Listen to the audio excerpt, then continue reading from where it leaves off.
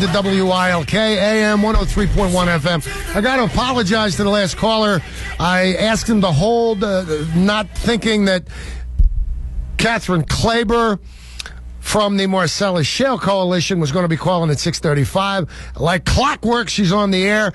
I'll talk to my last caller tomorrow. We'll be able to resume our discussion about the holiday, a.k.a. Christmas season. We got a lot to discuss, and we got a lot of time to do it. With the President of the United States coming to Scranton tomorrow, Barack Obama, talking about jobs, I was contacted by the Marcellus Shale Coalition asking me if I'd like to speak with Kathryn Klaber, who's the president and executive director for the Marcellus Shale Coalition, about job creation via the Marcellus Shale industry. And I said, of course. We have spoken with Kathryn Klaber previously. We've even had her into the studio, and I've watched with amazement at how proficient the Marcellus Shale Coalition has been in basically winning the hearts and minds of a lot of people in Pennsylvania. The critics are still there, but clearly the power and the glory of the Marcellus Shale industry, led in many ways by Kathryn Klaber, is a marvel to behold. How'd you like that build-up, Kathryn Klaber?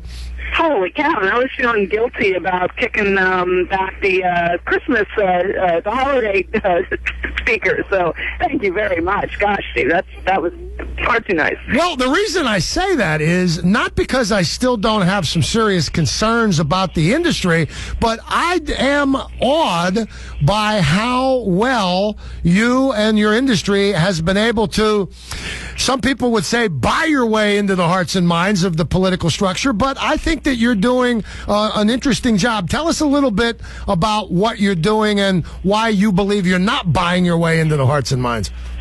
Well, first of all, buying, I think, connotates that it's not authentic. And we've got the benefit, since I saw you probably, of adding another 50 or 60 members. So we're over 250 members now. And those are businesses with Pennsylvanians working for them who are seeing the direct benefit and probably even more importantly are heavily involved in the day-to-day operations. So they're seeing firsthand how this can be done right, and they're being part of executing on, what we need to do this safely. So I think it's, when you say buying, maybe it is true, but it's not buying with money. It's buying with performance and good old-fashioned hard work.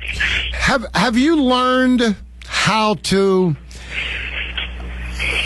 win those hearts and minds, even of your critics? Have you succeeded in changing people's minds? I know that there have been and there will be a committed core of critics and watchdogs, as there must be, as there should be, and with good reason. But have you persuaded some of your earlier critics that maybe they've been wrong?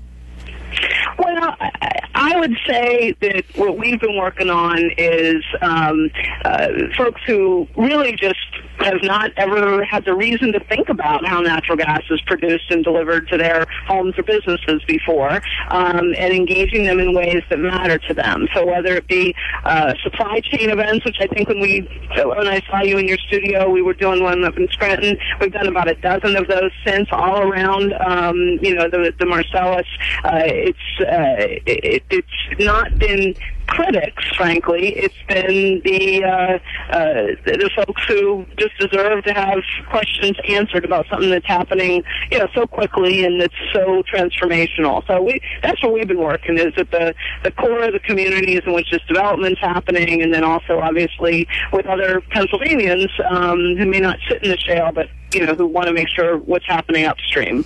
I mean, when you take a look at how the industry has applied itself, obviously with the president coming to Scranton tomorrow to talk about jobs, one of the main objects of your success is to bring jobs. Do you think you've succeeded in that regard? Talk to us a little bit about employment, about jobs in northeastern Pennsylvania and up in the upper reaches. All right. Well, I mean, the reason we're so excited about him coming to talk about jobs is that you really can't talk about job creation and relative unemployment rate, still far too high, but a couple points lower than it would be otherwise, but for the operation of this industry. Department of Labor and Industry has really geared up their quantitative analysis of this. I think there are over about 200,000 jobs now that they attribute to the activities of this industry, and that's direct and indirect jobs, and then also, those jobs that are happening in communities that are seeing benefits. So your area of the Marcellus development is an incredibly important one, given the quality of the gas and the companies who have really put down roots there and are working on not just building the next well pad right, but putting the processes and the infrastructure in that's going to stand the test of time, from roads to gathering lines, and that's I can't say we're done in any way, shape, or form. We got so much work left to do. So you're going to have to keep tolerating us coming on your show every couple months. I'm fascinated because I'm a great student of not only human behavior but the inner workings of humans within the corporate structure and the government structure as well. Clearly, the industry has friends in Pennsylvania, as the old saying goes, with a Republican governor, Republican control of the Senate, Republican control of the House. And I believe most people believe that the Republicans are bigger, better friends of the natural gas industry than Democrats. But Barack Obama has really not been an enemy of the industry, has he? In fact, he talked about in March equating, jobs in the natural gas industry with the resource that is literally under our feet, as he put it. He absolutely sees a connection, and I would posit to you that it is not. Jobs issues are absolutely not partisan, and I think some of our, biggest challenges still lie ahead, regardless of, who's in the majority in the states where we operate or, in Washington, D.C. We've got to do it right, and Republicans and Democrats, should hold the industry accountable for protecting the environment. That's not a partisan issue. So does the Marcellus Shale Coalition actively lobby both parties? Oh, absolutely. And it's not just lobbying in the traditional sense of the word. We're operating in districts where both Republicans and Democrats are elected officers and are, obviously involved in their communities, or they wouldn't be holding those roles. So, just like the shale gas doesn't know political boundaries, it also doesn't know political parties. So it's not going to do us any good at all to be, developing shale gas only in Republican areas of the Commonwealth. And as we all know, that can change with an election.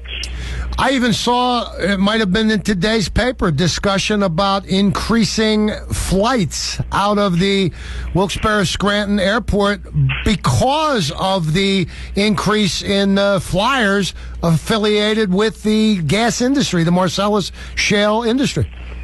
Yeah, I mean, I can't say we're in a good position yet with air travel. As you know, with Pittsburgh losing its hub status, there's been a lot of those direct flights within the Commonwealth that have gone away. A lot of smaller carriers have been interested, especially when some federal funding is at risk for those rural, airports in less populated areas. So that's our industry is an area where those carriers are looking to expand their market where they otherwise don't have them. But we really, really are going to need that, because there are companies that are, now trying to figure out how to get their people from a regional headquarters to, field operations. The good news is there's a lot of airports, regional airports in Pennsylvania that have a lot of acreage where they can stage the field equipment. So that presents more opportunities for, local economic development, and we've been, happy to partner with the Allegheny County Airport Authority, Westmoreland, and then obviously working with Wilkes-Barre, Scranton, Williamsport, DuBois, Westmoreland County, in Harrisburg, the places where our members are, needing to travel on a regular basis. See, I'll get criticized for letting you talk, and I'll get criticized for picking your brain, but I'm interested in what makes you and other spokespeople in the industry tick. I'm also interested in how you handle whatever impediments come your way. Has anybody tried to organize unions yet within your industry in the Marcellus Shale? I'm not sure I organize. I mean, we're working with a whole lot of, organized labor. Oh, okay, so you are. I'm sorry, I didn't realize that. So what unions? Member companies who, are all union labor. We've got some who are a mix of the two. We couldn't be doing this work without union labor right there with us. Especially, there's been a lot of construction projects in the midstream area, and we've got a lot of great union partners. There will continue to be lots of work to go around. Well, it's a real interesting issue. Obviously, we don't have a whole lot of time to talk today. I was glad to at least touch base with you with the president coming tomorrow.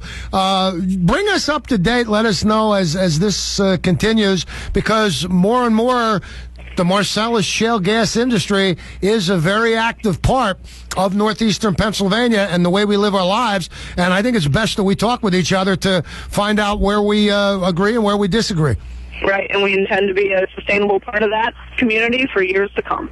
Sounds good to me. Kathryn Klaber, we'll talk again. Are you going to see Barack tomorrow? To where? Are you going to go see Obama tomorrow? Unfortunately, I've got an office day tomorrow. Unfortunately. I'll tell them you were asking about him if they give me 5 minutes. Please do that. Okay. All right. Thanks very much. Her phone's breaking up. Kathryn Klaber, President and Executive Director of the Marcellus Shale Coalition. That's what you're up against. Talk to me.